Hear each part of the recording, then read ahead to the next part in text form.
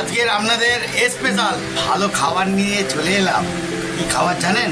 আমার মা বানিয়েছে মটনের রোজেলা।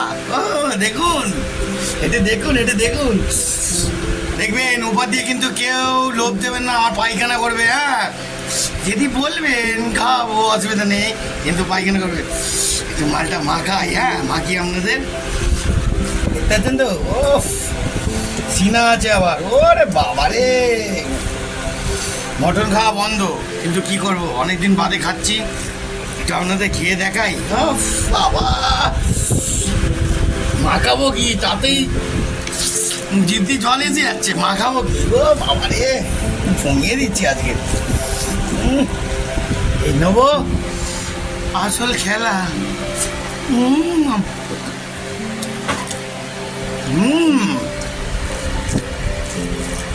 জমাচ্ছি, হেভি জমাচ্ছি।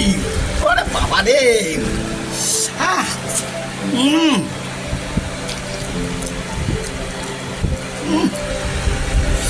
সিনারিটাকে নিলাম, চাপটা হালকা করে এটা নিয়ে নিই। বাবা, আমি বিশেষ করে একটু পাইপ খাই, কিন্তু যেহেতু পাইপ নেই, কি করা যাবে, এতেই মেরে দিই।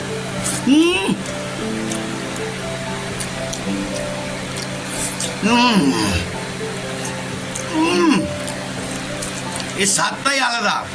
মটন যেখানে থাকবে, আলু ফালু, তারপর তোমার গাজর কিংবা পেঁপে যাই দিন, তাতেই পুরো খেয়ে কিন্তু সেন্টে সেন্ট, গন্ধই উড়ে যাবে।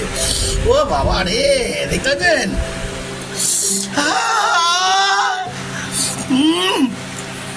বাবা কিরাম, অনেকদিন পরে হাফ মাংস আর হাফ চর্বি, হেভি কম্বিনেশন।